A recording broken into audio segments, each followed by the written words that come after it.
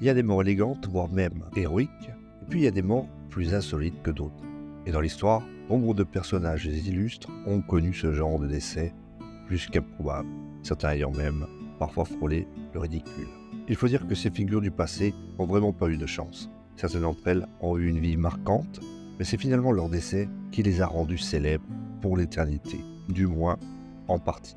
Allez, aujourd'hui sur Hérodoc, la chaîne Histoire, 6 morts les plus insolites de l'histoire. Bon visionnage.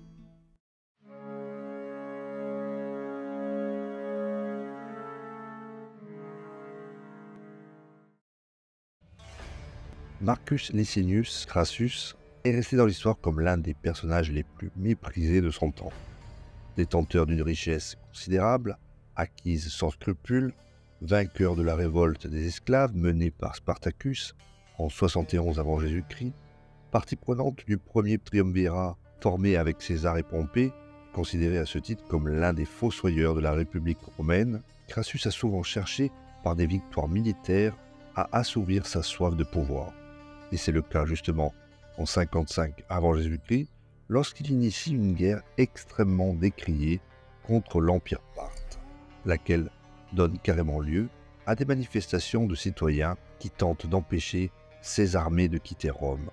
L'échec humiliant de sa campagne en Mésopotamie lui coûtera d'ailleurs la vie, ainsi que celle de son fils, et constituera l'une des plus grandes défaites militaires des Romains à l'aube de l'Empire.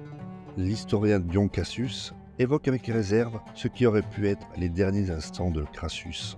Comme sa soif d'or était fameuse à Rome, comme dans l'Empire parthe, son vainqueur, le général Surénin, aurait fait couler de l'or fondu dans sa bouche en lui disant « Rassasie-toi de ce métal dont tu es si avide ».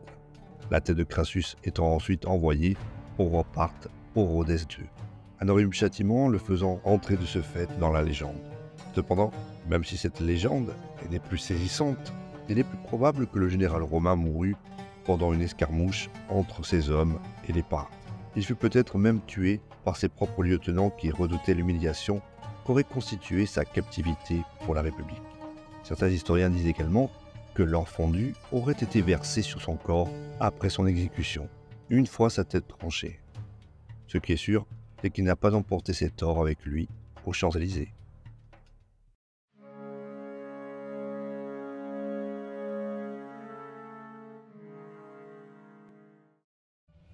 Le théâtre d'Échille a tant de grandeur qu'à la fois il fascine et intimide.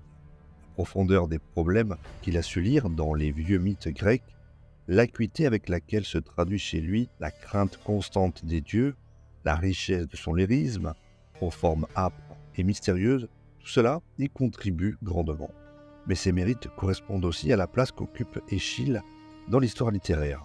Sans nul doute, Échille est un véritable précurseur. Il est tout d'abord le premier auteur tragique, le premier au sens absolu du terme, en l'occurrence le premier de tous les temps. Il n'est sans doute pas l'inventeur de la tragédie, puisque l'on connaît les noms de certains auteurs qui l'ont précédé, cependant il n'y en avait que très peu avant lui. De plus, au moment où naissait Échille, le genre tragique venait tout juste d'être officiellement admis à Athènes. Enfin, des diverses tragédies antérieures à Échille, pas une n'a été conservée. Et justement, en parlant de tragédie, la mort de l'auteur antique n'est pas vraiment des plus tragiques. Bien au contraire, elle tient même davantage de la comédie. Il serait en effet mort en recevant sur le crâne une tortue. Tenez-vous bien, une tortue sans doute lâchée par un rapace alors que l'auteur antique se promenait vers 456 avant Jésus-Christ dans les contrées siciliennes. Une mort insolite, bien qu'il soit effectivement véridique que certains rapaces lâchent leur proie en plein vol afin de pouvoir les dévorer plus facilement une fois qu'elles se sont écrasées au sol. Pour couper la poire en deux, une véritable tragicomédie pour Échille, dirons-nous.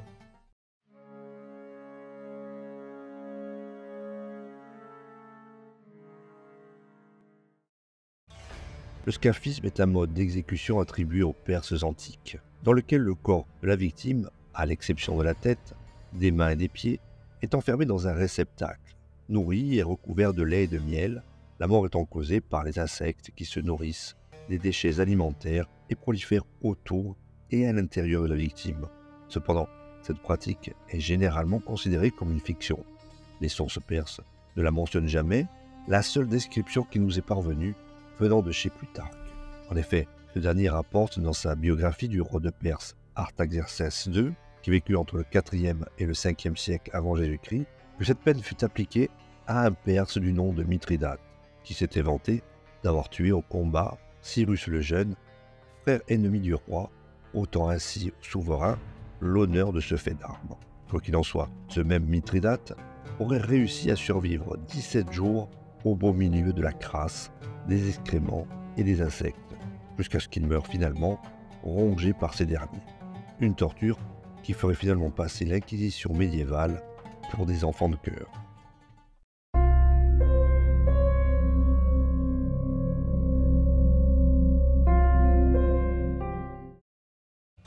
Xeusis ou Xeuxippos est un peintre grec d'Héraclée qui aurait vécu de 464 à 398 avant Jésus-Christ. Jouant sur les couleurs et les contrastes d'ombre et de lumière, il excellait à donner l'illusion de l'espace. On dit même que c'est lui qui aurait introduit l'esthétique du trompe-l'œil dans la peinture grecque. Il était en concurrence avec Parassus d'Éphèse, autre excellent peintre dont on disait qu'il était inégalable dans la finesse des lignes et des contours. La légende rapporte qu'un jour, alors qu'il avait peint un enfant tenant une grappe de raisin, l'illusion étant si parfaite, des oiseaux vinrent en picorer les grains. Une autre anecdote, certes moins glorieuse, fait référence au jour de sa mort. Tout commença lorsqu'une vieille dame riche chargea Xeusis de peindre une image de la belle déesse grecque Aphrodite, mais à la condition qu'il utilise son visage comme modèle. Xeusis se mit donc au travail, d'autant plus qu'il était grassement payé pour le faire. Sauf que, quand le tableau fut terminé, le résultat final était si ridicule et absurde, avec la tête de cette vieille femme fichée sur le corps juvénile de la déesse de l'amour, que le peintre fut pris d'un éclat de rire. Un éclat de rire si brutal qu'il s'étouffa mortellement. L'expression familière « mort de rire » n'aura décidément jamais aussi bien porté son nom.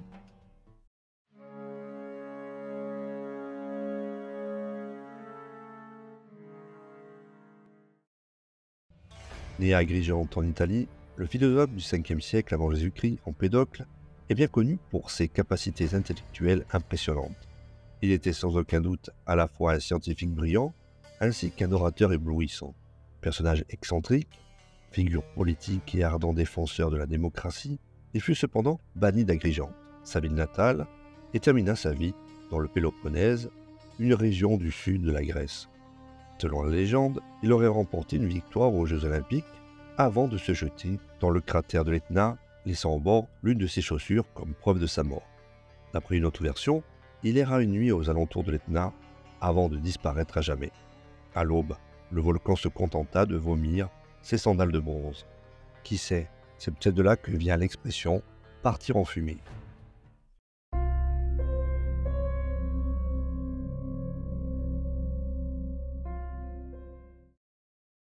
Hypatie naît entre 355 et 370 à Alexandrie en Égypte. Elle est célèbre par sa science et son éloquence autant que par sa beauté. Elle est reconnue par ses contemporains, admirateurs ou détracteurs comme une grande philosophe néoplatonicienne qui aimait expliquer et commenter les pensées des grands maîtres qu'étaient Platon ou Aristote. L'excellente réputation d'Hypatie fut mise à rude épreuve à cause du conflit qui opposait l'évêque Cyril et Oreste, préfet romain d'Alexandrie, mais également ami proche d'Hypatie, régulièrement choqué par les actions de ce même Cyril, au point d'envoyer un rapport cinglant à l'empereur. Cette mésentente entre les deux pouvoirs avait pour effet néfaste de diviser la population, déjà véhémente de nature, en deux clans ennemis.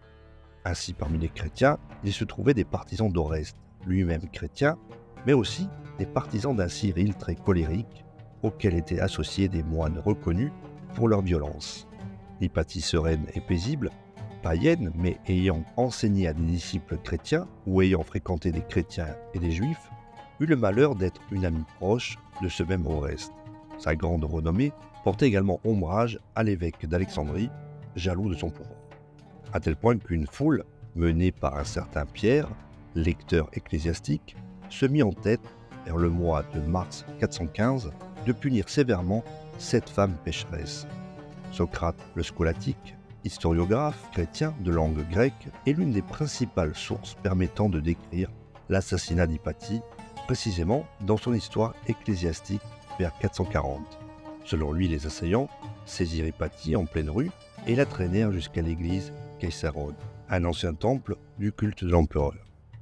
Là, ils déchirèrent ses vêtements et la tuèrent, mutilant son corps, qu'ils transportèrent par la suite hors de la ville jusqu'à un endroit appelé Kinaron, où il fut brûlé.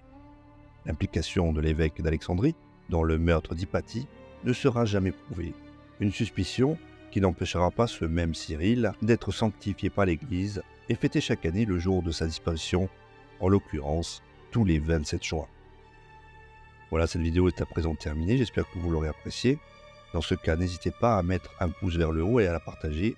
Dites-moi également en commentaire si vous connaissez d'autres personnages historiques qui ont connu eux aussi des morts tragiques et mémorables. Si vous voulez également soutenir mon travail en effectuant un don, vous avez à votre disposition la plateforme Tipeee ou bien le bouton merci situé sur l'ensemble des vidéos. En attendant, on se retrouve très prochainement pour un nouveau documentaire sur Hérodote, la chaîne Histoire, ou bien à tout de suite si vous souhaitez visionner une autre vidéo de la chaîne.